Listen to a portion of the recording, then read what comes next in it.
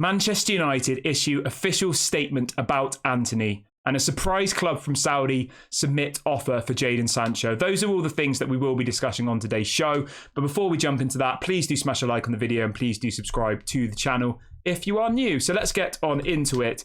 Let's start off with the Antony situation. Obviously, as you all know, some very serious allegations have been made against Antony from one of his ex-partners out in Brazil. Now, this story did appear a couple of months ago, and it seemed to blow over. Now, from what we're hearing, apparently she has gone back to the police in Brazil, and also the police in Manchester have also been made aware of this situation. And Manchester United, the club itself, have just issued an official statement which says as follows. Manchester United acknowledges the allegations made against Antony and notes that the police are now conducting inquiries. It goes on to say, pending further information, the club will be making no further comments at this time. As a club, we are taking this matter seriously with consideration of the impact of those allegations and subsequent reporting will have on survivors of abuse. We spoke about this a couple of times, and I have said that I do think that he will be suspended. Obviously, at the moment, there isn't a legal case as far as we're aware. All we know is that the police in the UK have been made aware of it, and that Greater Manchester Police are working alongside Manchester United to explore this case. Where the actual case is at the moment is in Brazil, because obviously his partner is still living in Brazil and has taken it to the police over in Brazil. Obviously, at this stage, we don't know exactly what's happened. Nobody really does, and we will have to wait and see what the police make of this. But I think this is just the beginning of this story, and I do think that Manchester United will end up having to suspend him, even if it's only for a temporary period, just like they did with Mason Greenwood. We've already had backlash in the last 24 hours from, female rights charities, domestic abuse charities, all sorts of different charities in the UK who've all expressed their anger towards the situation and, ultimately asking Manchester United to suspend Antony until the situation is resolved. Obviously, the Brazilian national team have suspended him. He was supposed to be part of their national team plans over the next week or so. He has been sent away from the Brazil national team. So that's just the start of it. And I think that Manchester United will follow suit. At the moment, as this statement says, they're keeping it relatively hush-hush. They're saying that them and the Greater Manchester Police are looking into the story. But obviously, we will let you know as and when more information comes out on this story. Obviously, it's a very sensitive one, so it's one that I don't think we should really be giving opinions on until we have the full information out there. But from my perspective, I think that if you were to ask me what I think will happen, I think that Manchester United will have to suspend him until at least they know what's going on with the case.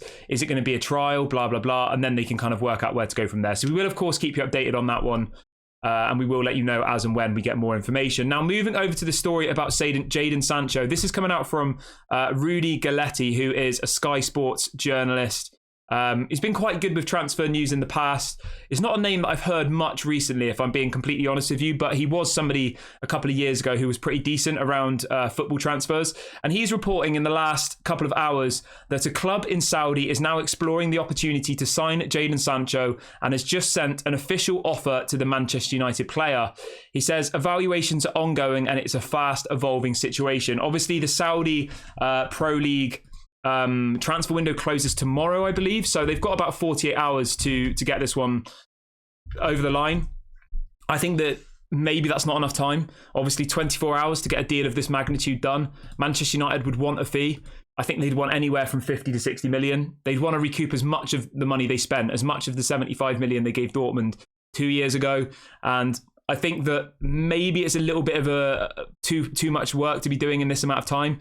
But obviously, we will keep you updated on that one. We will let you know as and when this story develops. Do let me know in the comment section whether you think that this story is something that could turn into a serious move for Jadon Sancho. And also let me know how much you think would be a fair price to let Jadon Sancho go for. Maybe you're someone who says, you know what, I don't want to let Jadon Sancho go. I think he deserves another chance. I think we should keep him. From my perspective, I was very, very supportive of Jadon Sancho over the summer. There was a lot of people in this community who were very anti-Jadon Sancho. They thought he was, he didn't work hard enough and that he needed to go and that he should have been sold in the summer.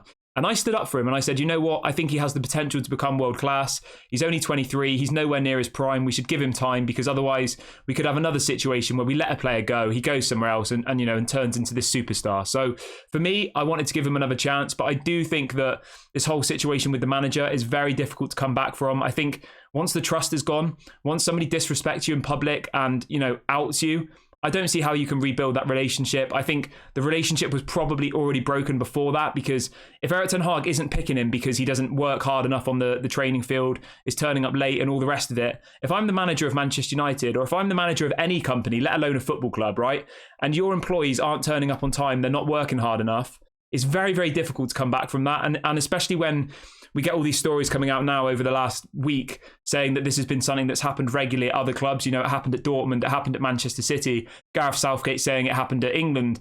So it's something that's difficult to get away from, because if it's a one-off, I was late for one meeting, okay, cool, that's fine.